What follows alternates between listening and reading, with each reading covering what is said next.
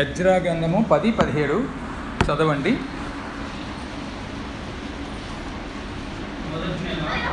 మొదటి నెల మొదటి దినమున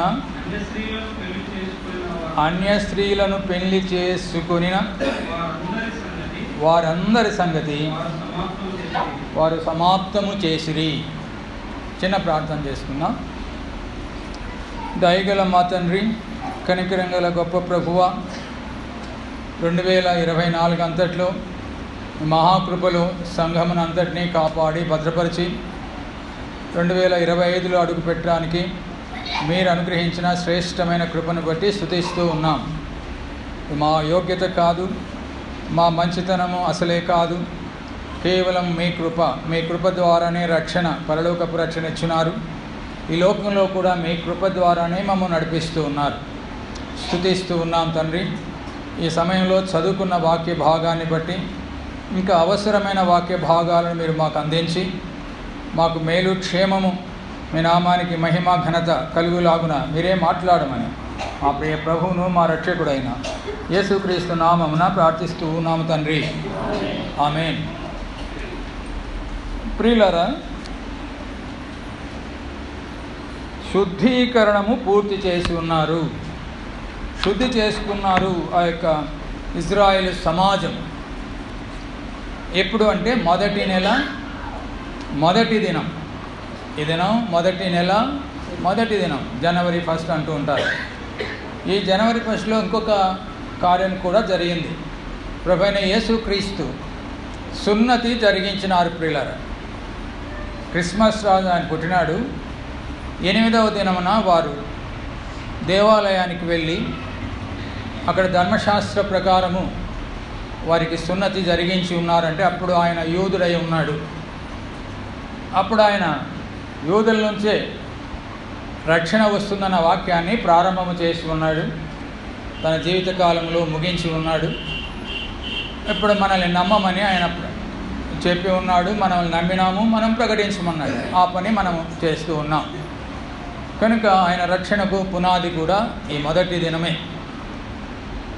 మొదటి దినమున ఏం జరిగిందంట?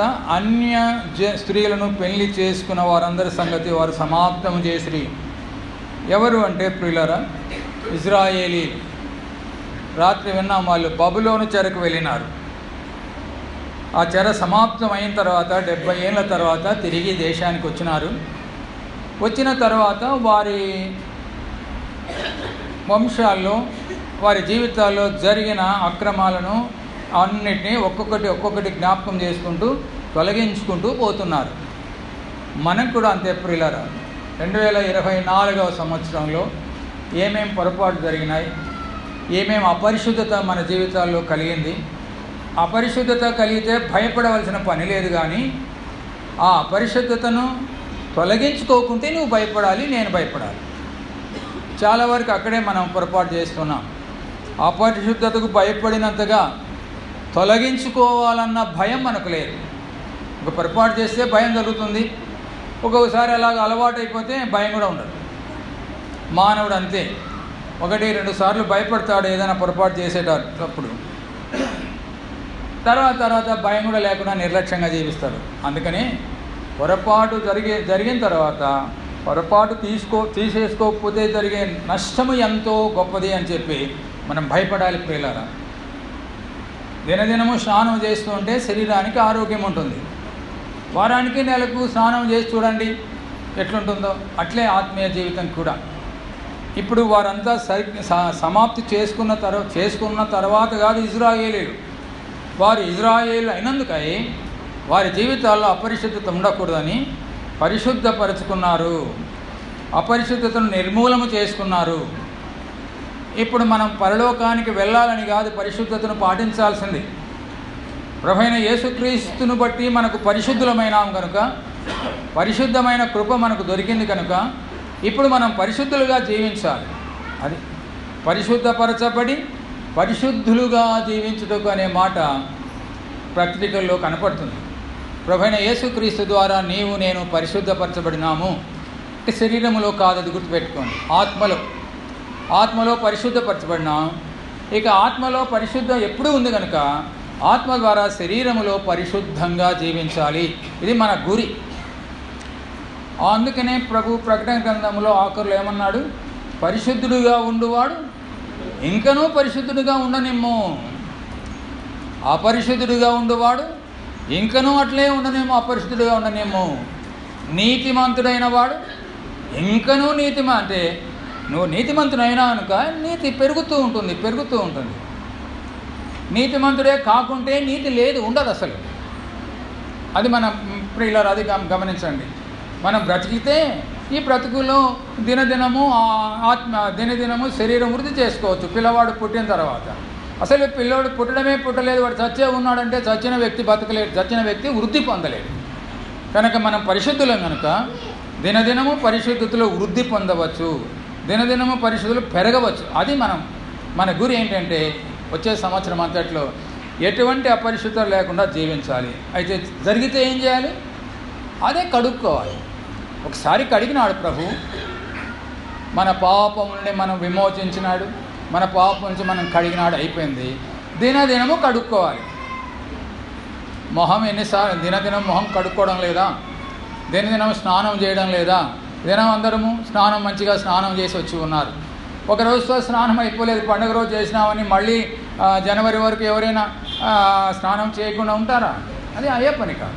అట్లే ఇప్పుడు మనము ఈ చెప్పేదంతా ఈ శరీరానికి, ఈ లోక జీవితానికి నేను చేయాలి. నువ్వు స్నానం చేస్తే నీ దగ్గర కొద్దిసేపు కూర్చొని మాట్లాడడానికి వీలవుతుంది. నువ్వు స్నానం చేయకుండా ఒక వారం అంటే నీ దగ్గర కూర్చుంటే నువ్వు భరించలేవు, ముక్కులు పాడైపోతాయి. అది జీవితం. కనుక ప్రభువుకు ఎంత పరిశుద్ధుడు కదా ఆయన.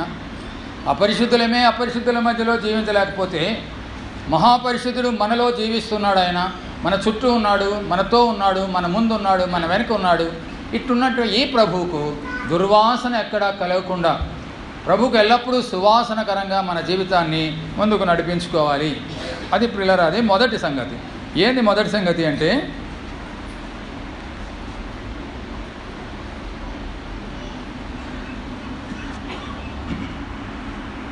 శుద్ధీకరణము పూర్తి చేసుకోవడం.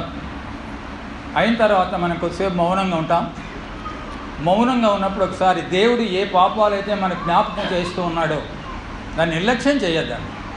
వెంటనే ఒప్పుకోండి, వెంటనే క్షమిస్తారు. మన జీవితం మళ్ళీ సాఫీగా ముందుకు సాగుతుంది. రెండో విషయం ఏంటి అంటే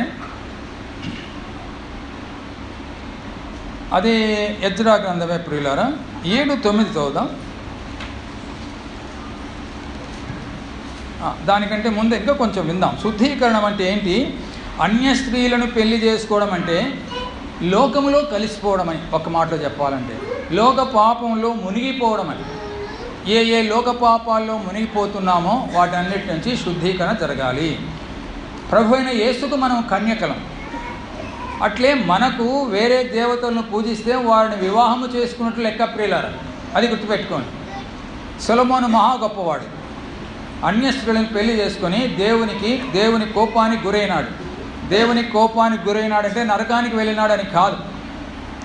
దేవుడు ఎంతో బాధపడినాడు. దేవుడెంతో ఇంత జ్ఞానం ఇచ్చినాను, ఇంత ఐశ్వర్యం ఇచ్చినాను, ఇట్లా పాడైపోయినాడే నా కుమారుడని వేదన పొందినాడు ప్రియులారా. వేరే దేవతలను పూజించడం అంటే ఎక్కువ మందిని వివాహం చేసుకున్నట్లు లెక్క. కనుక దాని నుంచి మనము శుద్ధి కావాలి. ఇంకా ఏమేమి ఆచారాలు ఉన్నాయో కొన్ని చిన్న విషయాలే ఎంతో భయపడిపోతున్నారు. కుడికాలికి నల్లతాడు కడుతున్నారు. కుడికాలికి నల్లతాడు కట్టుకొని వస్తున్నారు కొంతమంది చర్చికి. పిల్లలకు కడుతున్నారు. అవసరమా? యేసు ప్రభు కంటే మించినవా? కాదు. ఏదో భయపడిపోతుంది. జిడ్డు తగిలితే పర్వాలేదు, ప్రార్థన చేసుకున్నాం. ఎంత జిడ్డు అయినా ప్రార్థన ద్వారా వెళ్ళిపోతుంది. అది మనం గమనించాలి. కనుక వీలైనంత వరకు అన్ని ఆచారాలని తగ్గించుకోండి. అన్న చెప్పినాడు, ఎవరు వేణుగోపాల్ అన్న, మీరు మీ కార్యక్రమాలకు ఎక్కడైనా సరే పూలు పెట్టుకోండి, అభ్యంతరం లేదు, కానీ చర్చికి వద్దమ్మా అంటే మళ్ళీ కొద్ది కాలం మానుకున్నారు, మళ్ళీ పెట్టుకొని వస్తున్నారు. అవసరమా? వీలైనంత వరకు ఇలాంటివన్నీ పక్కన పెట్టడానికి ప్రయత్నం చేద్దాం. సరే, ఇప్పుడు చదవండి. మొదటి నెల మొదటి దినమందు అతడు బబులోను దేశము నుండి బయలుదేరి తన దేవుని కరుణాహస్తము తనకు తోడుగా ఉన్నందున 5వ నెల 5 నెలలు పట్టిందన్నమాట ఆయన. అయితే ఎప్పుడు బయలుదేరాడు? మొదటి దినము, మొదటి నెల, సంవత్సరంలో మొదటి నెల మొదటి దినంలో బబులోను నుంచి ఆయన ఎజ్రా బయలుదేరినట్లు మనము చూస్తూ ఉన్నాం ప్రియులారా. అంటే చెర నివారణ జరిగింది. 70 సంవత్సరాలు చెర ఉంటుందన్నాడు. 70 సంవత్సరాల తర్వాత ఆయన బయలుదేరి వచ్చినట్లు మనం చూస్తూ ఉన్నాం. చెర నివారణ జరిగింది. అంటే లోకములో మనం ఏదైనా పొరపాటు చేసి లోకముతో కలిసినప్పుడు మనకు చెర వస్తుంది. చెర అంటే నరకం కాదు, ఇబ్బంది. వీళ్ళకేం నరకానికి పంపేలా దేవుడు బబులోనుకు పంపించినాడు. కాబట్టి మనం ఎన్నో రకాల ఇబ్బందులు ఎదుర్కొంటాం. పాపము చేస్తే విశ్వాసికి ఏమి జరుగుతుందంటే ఇబ్బందులు అవుతాయి, శ్రమలు అవుతాయి, అవమానం అవుతుంది. దీనికంటే చనిపోవడమే మేలనిపిస్తుంది. అటువంటి పరిస్థితి కలుగుతుంది మనకు. అందుకనే ఒక్కొక్కసారి దేవుడు మరణాన్ని కూడా అప్పగించినట్లు కొంతమంది విశ్వాసులు మనము చూడగలం. కనుక ఇప్పుడు నీ జీవితంలో, నా జీవితంలో ఆ చెర నుంచి బయటికి రావాలంటే, అంటే ఏ శ్రమలు ఉన్నాయో, ఏ ఇబ్బందులు ఉన్నాయో, ఏ శోధనలు ఉన్నాయో ఈ సంవత్సరంలో బయటపడాలి అంటే ముందు పరిశుద్ధపరచుకున్న మనల్ని మనము, అప్పుడు చెర నివారణ జరుగుతుంది. మొదటి నెల మొదటి దినం అంటే మళ్ళీ ఇంకొక సంవత్సరం జరుగుతుందని కాదు. ఏ సమయంలో నీకు నాకు మేలు జరుగుతుందో అదే మొదటి సంవత్సరం, అదే సంవత్సరాది. ఇదే అనుకూల సమయం, ఇదే రక్షణ దినం. ఎవరైతే ఈ దినం ప్రభు అయిన యేసుక్రీస్తు విశ్వాసం నుంచి రక్షించబడినారో వారికి ఇది నూతన సంవత్సరం. శరీరానికి కాదు, ఆత్మ, మన ఆత్మకు ఒక కొత్త సంవత్సరం ప్రియులారా. తర్వాత గమనించండి, ఎట్లా ఈయన చేసినాడంట? దేవుని కరుణాహస్తము తోడుగా ఉన్నందున. కనుక ఈ లోక జీవితంలో మనం నడవడానికి దేవుని కరుణాహస్తమే కానీ ఇంకేం కాదు. ఆయన నేను నిన్ను నడిపిస్తూ ఉండగా నువ్వు సరిగ్గా నడవడం లేదని చెప్పినాడు. అదే ఆయన చెప్పింది. కనుక నడిపించేవాడు ఆయన, తోడుగా ఉండేవాడు ఆయన. గమనించండి, ఇర్మియా గ్రంథం అనుకుంటాను, మరొకసారి నేను చూసి చెప్తాను.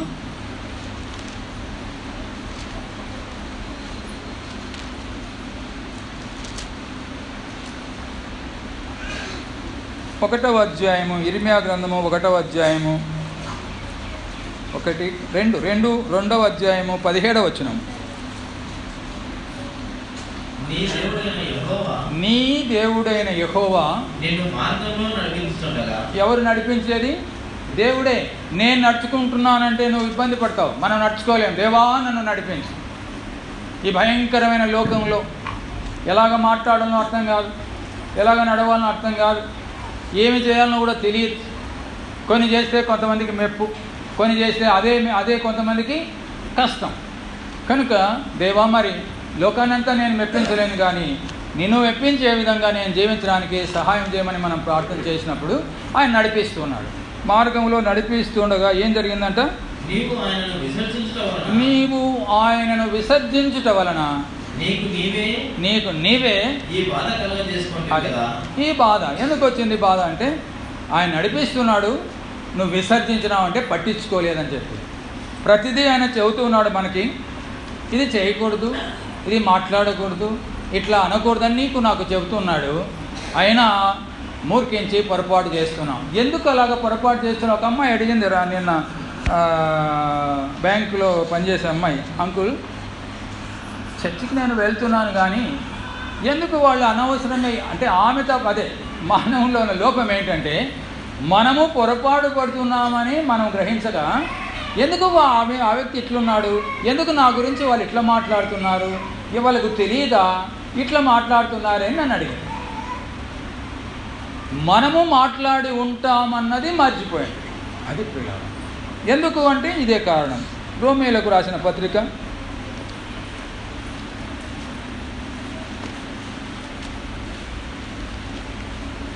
7వ అధ్యాయము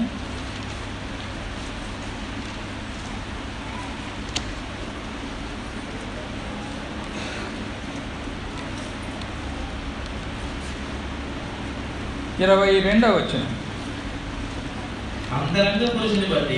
అంతరంగ పురుషుని బట్టి దేవుని ధర్మశాస్త్రమునందు అంటే మన ఆత్మను బట్టి ఆనందిస్తున్నాం. ఆయన అబద్ధం చెప్పొద్దు అంటే మనకు సంతోషమే. మోసం చేయొద్దు అంటే చేయకుండా ఉండాలని ఆశ ఉంది. అన్నీ ఉన్నాయి. దేవుని ఆజ్ఞలను బట్టి మనం సంతోషిస్తున్నాము. అయితే వేరొక నియమము నా అవయవంలో ఉన్నట్టు నాకు కనబడుతున్నది. అది నా మనస్సునందున్న ధర్మశాస్త్రముతో పోరాడుచు నా అవయవంలోనున్న పాప నియమమునకు అదే ప్రియులారా లోపరిచేటటువంటి ఒక స్వభావం శరీరంలో ఉంది. దేవుని మాటలు విన్నప్పుడు ఆనందించే స్వభావం ఆత్మలో ఉంది. దేవుని మాటలు విన్నప్పుడు అబ్బా చాలా సంతోషంగా ఉంటుంది, బాగుంటుంది. ఎక్కడి నుంచి వచ్చిన వాళ్ళు కూడా చాలా బాగా వాక్యం చెప్పినారని మనం అనుకుంటాం. మనం కూడా చాలా బాగా వాక్యం చెప్పుకుంటున్నామని అనుకుంటాం. చెప్పుకున్నట్లు విన్నట్లు నడుచుకోలేకపోయేటటువంటి స్వభావం ఎట్లా వస్తుందంటే తెలియక కాదు, శక్తి లేక. తెలుసు అబద్ధం ఆడకూడదని తెలుసు. ఆ సమయంలో ఒక్కొక్కసారి అబద్ధం ఆడితే ఎంత నష్టం వస్తుందో కనుక అబద్ధం ఆడకుంటే చాలా నష్టం వస్తుందని అబద్ధం ఆడతాం. అది తప్పు. అయితే అది ఒప్పుకోవాలి, అది కావాల్సిందనమాట. ఈయన అదే బాధపడుతున్నాడు. ఏంటి నేనేమో బాగుండాలనుకుంటాను. ఆ పైన కూడా ఒక మాట అన్నాడు. ఏమన్నాడు అంటే 18వ వచనం, అనగా నా శరీరమందు మంచిది ఏది నివసింపదని నేను ఎరుగుదును. మేలైనది చేయవలను కోరిక నాకు కలుగుతున్నది కానీ మంచిగా ఉండాలని ఎవరు కోరుకోరు పిల్లారా? ఇక్కడ నిలబడి వాక్యం చెప్పే వాళ్ళంతా మంచిగా ఉండమంటారా, చెడిపోమంటారా? వాక్యం చెప్పినా ఎవరితో మాట్లాడినా ఏ మాటలు వినిపిస్తాయి? మనమే కాదు, అన్యులు కూడా మాట్లాడుతుంటారు.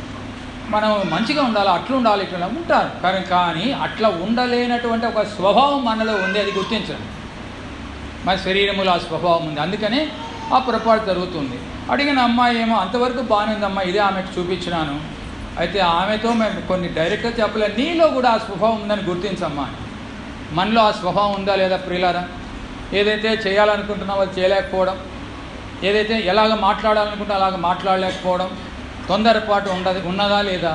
అదే నీవు ఒప్పుకుంటే, ఇతరులు క్షమిస్తే ఏమీ సమస్య లేదు. నా మాదిరి ఆమె పొరపాటు పడుతున్నది, నా మాదిరి ఆయన పొరపాటుగా మాట్లాడుతున్నాడు, నా మాదిరి ఆయన కోపకి ఇచ్చుకుంటున్నాడు అంటే ఏం సమస్య? సమస్యలో ఎక్కడుందంటే మన పొరపాట్లను తక్కువగా అంచనా వేసుకొని ఎదుటి వారి పొరపాట్లను ఎక్కువగా అంచనా వేసుకోవడమే మనం చేసుకునే పొరపాటు. అదే పరిసయ్యుని ఇంటికి పాపాత్మురాలైన స్త్రీ వచ్చింది. ఏమన్నాడు?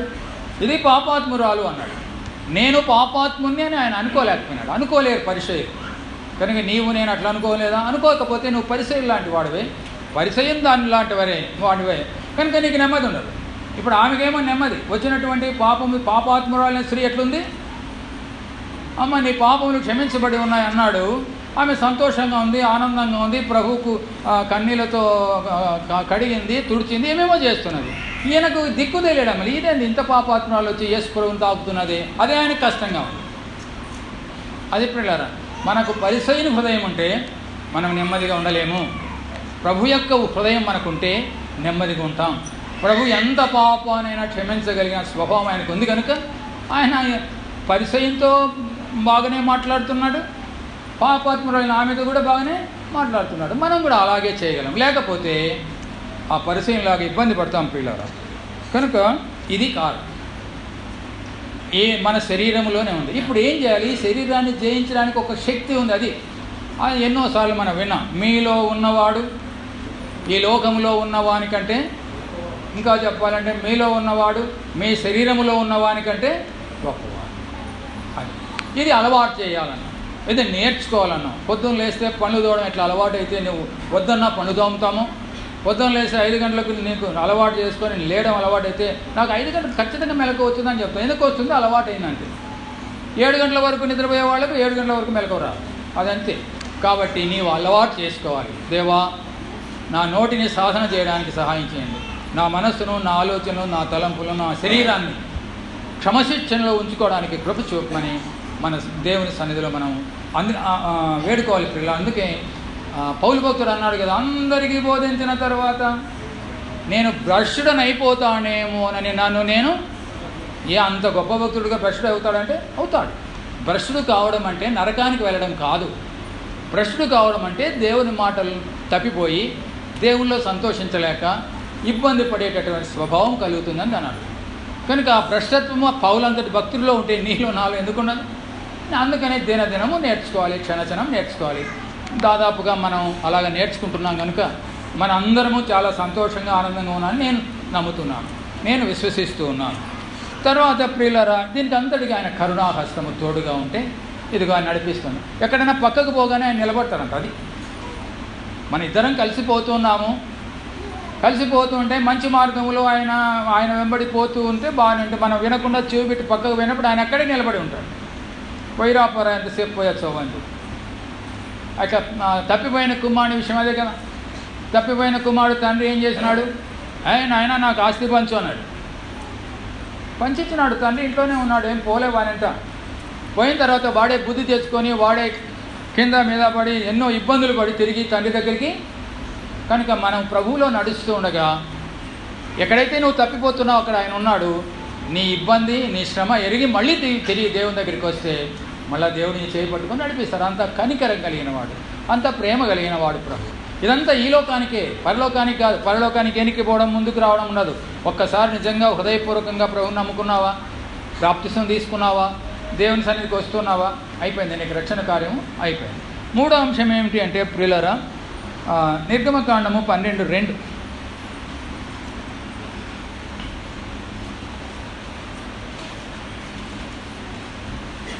నెలలో ఈ నెల మీకు మొదటిది, ఇది మీ సంవత్సరమునకు మొదటి నెల.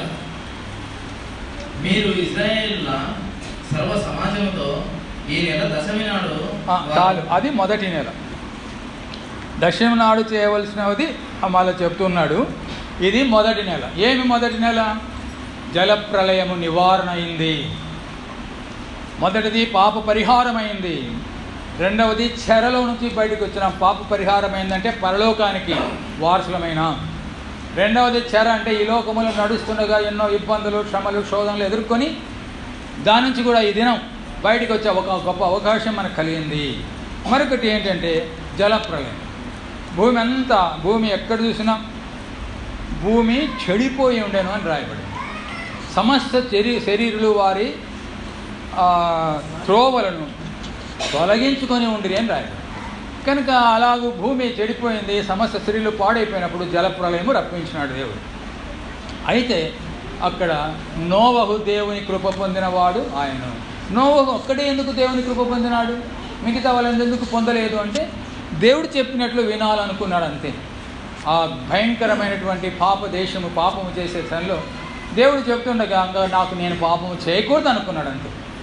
చేయకూడదు అనుకోవడమే మనం చేయాల్సింది, చేయకుండా ఉంచే బాధ్యత దేవుంది పిల్లలు. అది గట్టిగా తీర్మానం చేయి, ప్రభువా ఇక మీద నాకు దోషం అంటకూడదు, పాపం అంటకూడదు అని.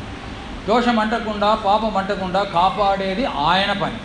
అయితే అప్పుడప్పుడు మన శరీర స్వభావం వంటి పక్కకు పోతే నువ్వు రా, మళ్ళీ దేవుని దగ్గరికి రా, దేవుని దగ్గర ఒప్పుకో, సరిదిద్దుకో. అప్పుడు ఏం జరుగుతుందంటే ఇతరులను క్షమించే గుణం నీకు వస్తుంది.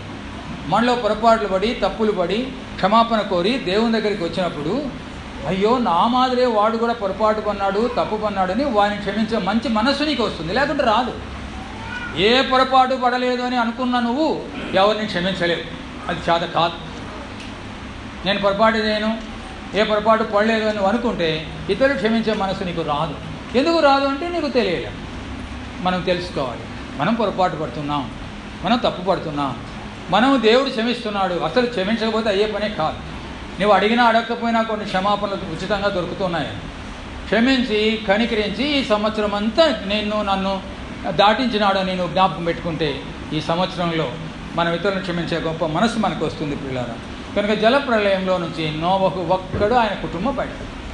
ఎందుకు వచ్చిందంటే నోవహు దేవుని కృప పొంది ఉన్నాడు అన్నాడు. ఈ కృప ఈ లోకపు రక్షణ, ఆత్మరక్షణ కాదు. ఆత్మరక్షణ ఉచితం, అది దానికి ఏమీ చేయాల్సిన పని లేదు. ఈ లోకములో ఇబ్బంది లేకుండా నీవు, నేను, నీ కుటుంబము, నా కుటుంబము జీవించడానికి అనుదినము దేవుని కృప అవసరం. అనుదినము దేవుని కృప. అదే కృపా సమాధానములు మీకు కలుగునుగా. కానీ పత్రికల్లో రాయబడినది ఏంటికి అంటే రక్షింపబడడానికి కాదు. మీరు కృప ద్వారా రక్షింపబడి ఉన్నారు.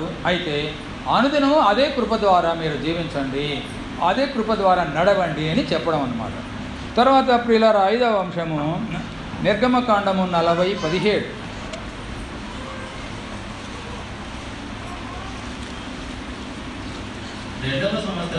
రెండవ సంవత్సరమున మొదటి నెలలో మొదటి దినమున మందిరము నిలువబెట్టబడి, అది మందిరము నిలవబెట్టబడి ఇంకా ఏం చేయబడి ప్రతిష్ఠించబడింది. 2వ సంవత్సరము మొదటి నెలలో మొదటి దినమున మందిరం నిలవబెట్టబడిను. యెహోవా మోషేకు ఆజ్ఞాపించినట్లు మోషే మందిరం నిలవబెట్టి దాని దిమ్మలను దాని పలకలను నిలవబెట్టి దాని పెండపెద్దలను చొనిపి దాని స్తంభములకు నిలవబెట్టి మందిరము మీద గుడారము పరిచి ఇంకా అంతా వరుసగా చేసుకుంటూ వచ్చినాడు పిల్లరా. చేసుకుంటూ వచ్చినప్పుడు ఏమి జరిగింది అంటే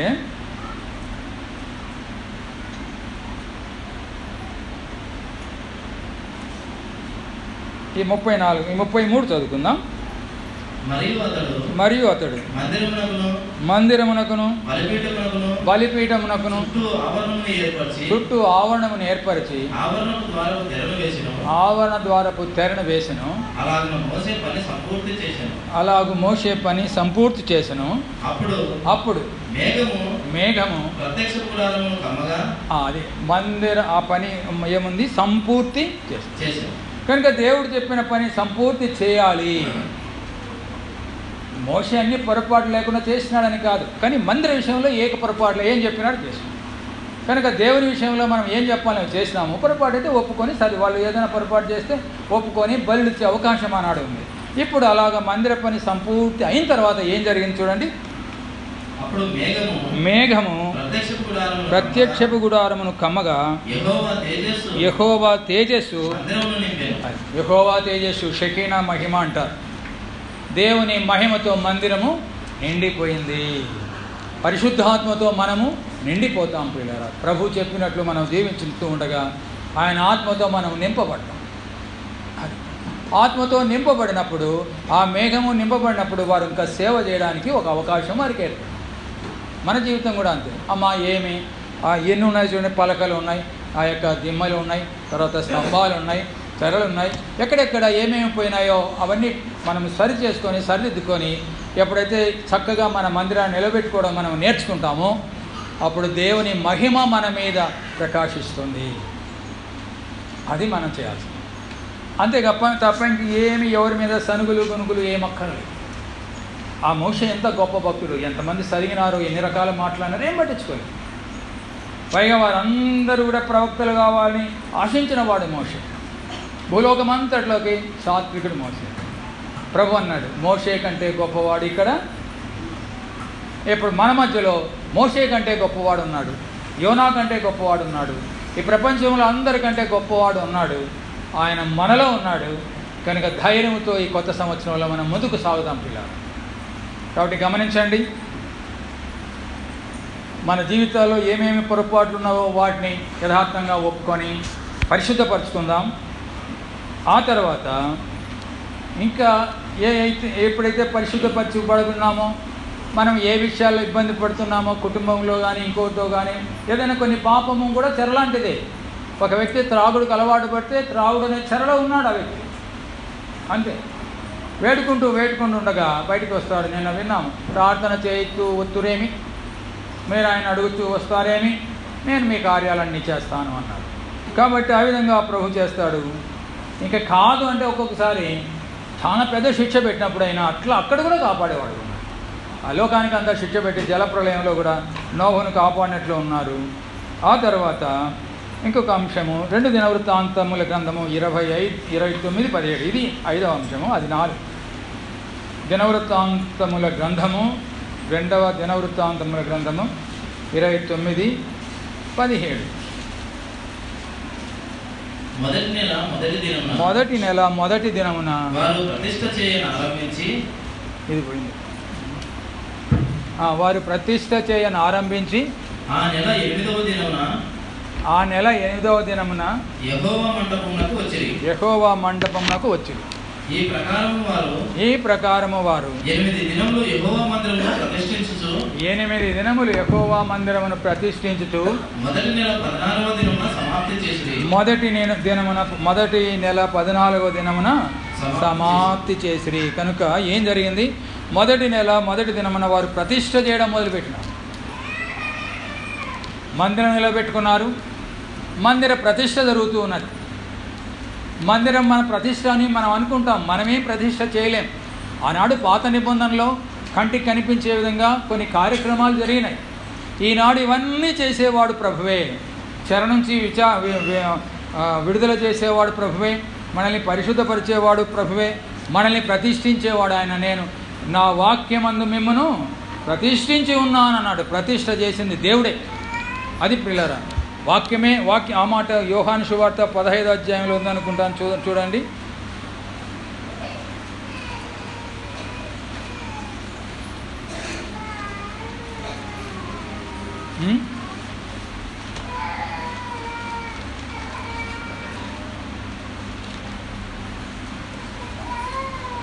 పదహైదు కాకుండా 17లో ఉంటుంది.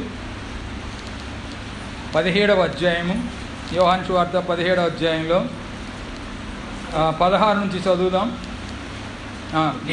15 నుంచి చదువుదాం. నీవు లోకములో నుండి వారిని తీసుకొని పొమ్మని నేను ప్రార్థించలేదు. కానీ దేవుని ప్రార్థన మన కొరకు ప్రభు ప్రార్థిస్తున్నాడు.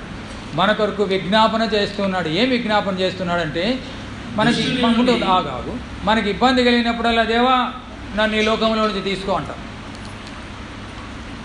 అలా అనకూడదు. మేము వారిని ఈ లోకములో నుంచి మిమ్మను వారిని ఆ మాట 15 నీవు లోకములో నుండి వారిని తీసుకొని పొమ్మని నేను ప్రార్థించుట లేదు, కానీ ఇంతకంటే ఆయన ప్రార్థన, మన ప్రార్థన కంటే ఈయన ప్రార్థన గొప్పది కాదా పిల్లరా? దుష్టు నుంచి కాపాడమని ఆయన ప్రార్థన చేస్తున్నాడు. మనలో ఉన్నవాడు ఆ దుష్టుని కంటే గొప్పవాడుగా ఉన్నాడు కనుక మనం జయించగలం. కొంతకాలం తడబాటు ఉంటుంది, కానీ ఇక అలవాటు అయిన తర్వాత తడబాటు ఏముండదు. నేర్చుకున్న తర్వాత తడబాటు ఏముండదు. దేవునిలో చక్కగా ముందుకు సాగడమే. కనుక గమనించండి, ప్రభు ప్రార్థిస్తున్నాడు. మనకి ఏదైనా ఇబ్బంది కలిగినప్పుడు స్వామి నన్ను తీసుకపో అంటాం. వెంటనే ఎవరితో అయినా ఇబ్బంది అయితే వాడి లోకం నుంచి పోతే మంచిది అనుకుంటాం. వాణ్ణి పంపించాలనుకోలేదు, మనల్ని తీసుకోవాలనుకోలేదు. సమయం వచ్చినప్పుడు వాణ్ణి పిలుస్తాడు, మనల్ని పిలుస్తాడు. అది పిల్లలు. కాబట్టి గమనించండి, దేవునిలో ఆయన మన కొరకు ప్రార్థన చేస్తున్నాడు. ఎంతకంటే ఏముంది? ఇంకా తర్వాత చదువు. నేను లోక సంబంధిని కానట్టు మనం లోక సంబంధం కాదు. కానీ సాతాను ఏమంటాడంటే నువ్వు లోక సంబంధం అంటాడు. మనలో కొన్ని పొరపాటు జరగగానే లోక సంబంధం అంటాడు. పొరపాటు జరిగితే కాదు, మనం ఆత్మలో దేవుని సంబంధం. శరీరం కొంతకాలము నిలబడుతుంది. ఎప్పుడు నిలబడుతుంది అంటే, మొదట ఆత్మ చెడిపోయింది, ఇప్పుడు ఆత్మలో మనం బాగుపడినాం. తర్వాత ఆదాములో శరీరం తర్వాత చెడిపోయింది, మళ్ళీ శరీరంలో ఆయన బాగుపడినాడు. ఇప్పుడు మనం శరీరంలో బాగుపడతాం. కనుక చదువు. సత్యమందు వారిని ప్రతిష్ఠ చేయము. సత్యమందు వారిని ప్రతిష్ఠ చేయము. నీ వాక్యమే సత్యము. నీ వాక్యమే సత్యము. నీవు నన్ను లోకములోకి పంపిన ప్రకారము. అది నీ వాక్యమే సత్యము. నీవు నన్ను లోకములోనికి పంపిన ప్రకారము నేను వారిని లోకములకు పంపితిని. నేను వారిని లోకములోనికి పంపితిని. వారును సత్యమందు ప్రతిష్ఠ చేయబడినట్లు. సత్యమందు ప్రతిష్ఠ చేయబడినట్లు వారి కొరకై నన్ను ప్రతిష్ఠ చేసుకొనుచున్నాను. ఇన్ని ప్రతిష్టలు ఉన్నాయి చూడండి.